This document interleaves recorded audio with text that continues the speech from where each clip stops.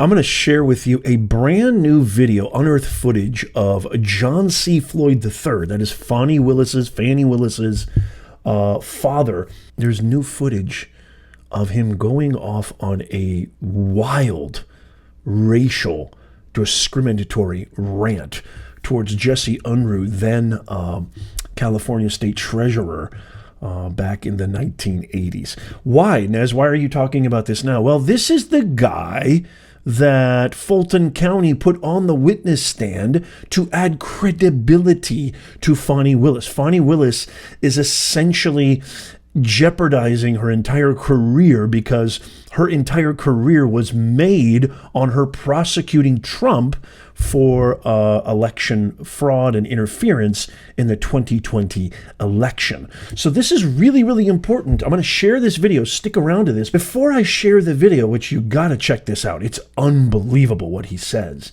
I want to talk a little bit about who is this guy. What is he all about? Well, here's some facts.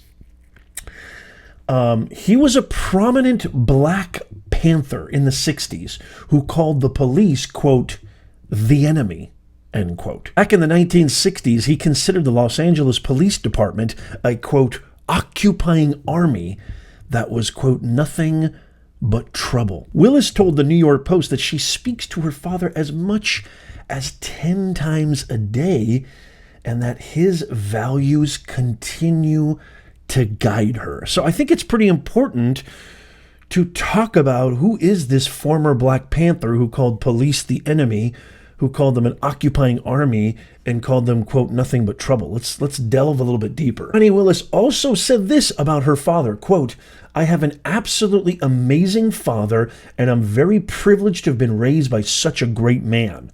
My father taught me that every single person is entitled to dignity and respect, no matter who they are, no matter their race, religion, or socioeconomic status. And those things run through my veins, she said, to this day. And this is sourced the New York Post. I will link the actual article in the description of this video so you can check it out for yourself. As always, here at Nez Nation, y'all, I always implore you to do your own research. Don't take mainstream media's word for anything. Don't take legacy media's word for anything. And don't take my word for anything.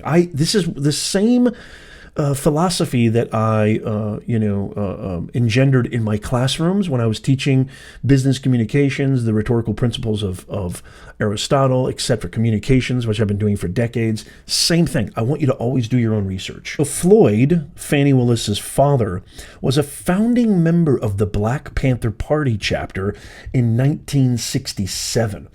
And he got so high up in the organization that he actually became friends with Dr. Martin Luther King Jr. In 1967, the Los Angeles Times reported that Floyd, then a 24-year-old teacher, helped found the Black Panther political party, BPPP, say that 5 times in a row, and at a meeting, he was quoted as saying, Malcolm X is going to be our patron saint. Our political philosophy is Black nationalism. Let me repeat that. So Malcolm X, whose views diametrically opposed Dr. Martin Luther King, who is revered as an American hero, a civil rights hero. I've taught his letter from Birmingham jail in 1963, which is the most powerful of American letters, in my classroom many, many times when we talk about the rhetorical principles. His views, Dr. Martin Luther King's views, are diametrically opposed to Malcolm X. So Malcolm X was violence first. Malcolm X was white people are the devils. Malcolm X was it's only for blacks. He was all about segregation. He did not vouch for or he didn't advocate for integration. So the fact that John C. Floyd III, Fani Willis's father, says that he is going to be our patron saint and our political philosophy is Black nationalism says a lot, especially about the video I'm about to share with you. Fani Willis's father was also a close acquaintance of Huey P. Newton, who was the leader of the Black Panther Party back in the day, which was more militant then, but allied with Floyd's Black Panther Party in Los Angeles. In regarding Malcolm X's assassination, Floyd, Fani Willis's father, quoted as saying, if you know anything about J. Edgar Hoover, he did not want the rise, quote, of a black messiah, end quote. Here's something that's a really interesting fact. Again, the reason I'm talking about this is it all kind of culls into this compilation or this sort of composite of the ideologies, these parasitic ideologies that are really embedded into Fani Willis, and says a lot about her egregiousness with Nathan Wade, and all her lies and corruption, and in her pursuit of former President Donald Trump. This has a lot of significance, and I'd love to hear your thoughts on this. Let me know in the comments what you think of this. But here is a really, really interesting quote. Floyd told the Bradley Center interviewer in the late 1960s that he actually dated civil rights activist Angela Davis. Now, she was a member, if you don't know who Angela Davis is, she was a member of the Communist Party in 1970 and became the third woman ever to be placed on the FBI's most wanted list. So we have Philosophy of Black Nationalism, which is a known organization for being advocate for exclusion only, no integration. White people are the devil. We also have him starting his own party. We also have him claiming that the CIA did not want black people to rise to places of power, that he was basically a conspiracy theorist all through his young life. He called Malcolm X the patron saint, the Messiah, and he dated Angela Davis, who was known to be a member of the Communist Party in the USA here, and the third most wanted woman on the FBI's list. So these are the ideas, these are the principles and values that Fani Willis claims still guide her today. So it's interesting to see, you always can say the apple doesn't fall too far from the tree. I almost liken it to, when you see a kid on an airplane acting like a complete jerk, all you have to do is just take one glimpse of the parent and everything becomes crystal clear. Usually the kids reflect the parents. Same thing with dogs too. I talk about my dog all the time. When you see a dog acting aggressive, egregious, with no checking at all from the owner, the dog is a direct reflection of the owner. Same thing. So these types of influences, this type of exposure that Fani Willis, throughout her entire adulthood and throughout her entire adolescence, that she was exposed to, they can't help but have some kind of an impact. Okay, now, I'm going to share with you a video, and I have to give you warning. It's pretty explicit, discriminatory. It has racial rants in it. If this is something that you're not comfortable with, then I would just swipe away or skip this video altogether. I'm going to share this with you and then come up with my final thoughts in just a second. So let's check out this video. Just to give a little bit of context, this is video footage of Fani Willis's father talking about Jesse Unruh, who was leaving Texas to come to California, where he was living in Los Angeles at the time, where he started the Black Panther Party, etc., etc. And this is his characterization of then California State Treasurer Jesse Unruh, I don't know how you say that. And here's the video right here. Check this out.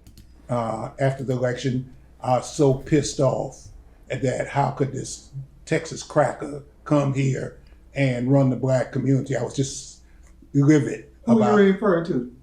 Jesse Unruh, Big Daddy Fat Texas cracker. Okay, Unruh. Okay, him. Okay. There's Fani Willis's father. So I wonder how he feels about white people today. If that's something that he says on a public interview on video, so you can imagine his true colors are coming through. This is what he thinks of people. So that's bona fide proof that he is a flat out, discriminatory racist. He's a racist. That's it. Big fat Teddy Texas. The C word, is equivalent, if not just as, close to, as bad as any racial epithet you can fling at anybody, especially for people who are white, Caucasian. So what do you guys think about this? What does this say about Fani Willis? What does this say about her disqualification hearing? What does this say about her quote where she says his principles and values, she talks to him 10 times a day, is what she told the New York Post, And she says that his principles and values still guide her to this day. These principles and values. That interview was not that long ago. And so what does this say about her? What does this say about her pursuit of Donald Trump? And what does this say about her potential disqualification after the lies and corruption have arisen? And her demeanor in court as well. I've got plenty of videos. I'll leave them at the end of this video, or just go on my YouTube channel, and you can see all of these videos where I dissect and show clip after clip of her demeanor, her mannerisms, her professionalism or lack thereof in the courtroom where she gave her hearing not that long ago, just a few days ago. I'd love to hear from you guys. I think that this is very telling. It's very revealing of the entire Willis family. If Fani Willis is to be trusted at all or believed at all, then we have to take her for her word that she is still guided by this ideology. She is still guided by these so-called quote-unquote principles and quote-unquote values, which I think automatically disqualifies her. Never mind the fact that all the lies and the corruption of when her relationship started and how she was funding taxpayer money to pay for her boyfriend, Nathan Wade, and all the lies where she submitted that their relationship started in 2022 when it actually started way before that, as other witnesses have corroborated. I would love to hear from you. What are your thoughts on this?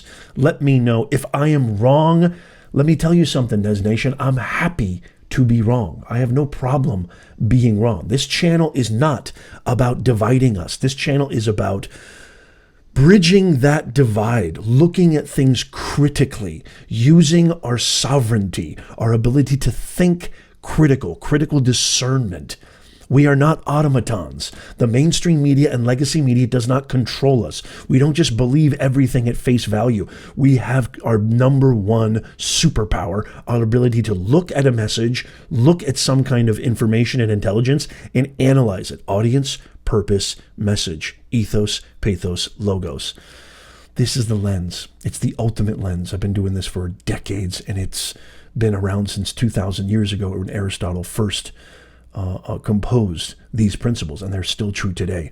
So I'd love to hear from you. Let me know in the comments. I try really hard to respond to all the comments personally. If you made it this far, don't forget to subscribe to our free, it's absolutely free newsletter in the comments down below, in the pinned comment and in the description. It's absolutely free. We don't spam. We don't share your email. You have my word that we don't do any of that. So that's your sure-proof way of always being in the know and never missing a new video, a new live stream, a new breaking top story, update, breaking news from our media platform, from yours truly.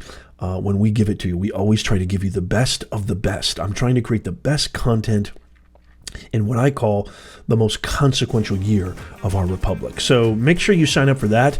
Check out these videos right here, especially if you missed Fani Willis's testimony. Also what her dad said in court. Holy macadamia nut. Make sure you subscribe and follow down there. As always, God bless the United States of America. God bless you, and I'll see you soon.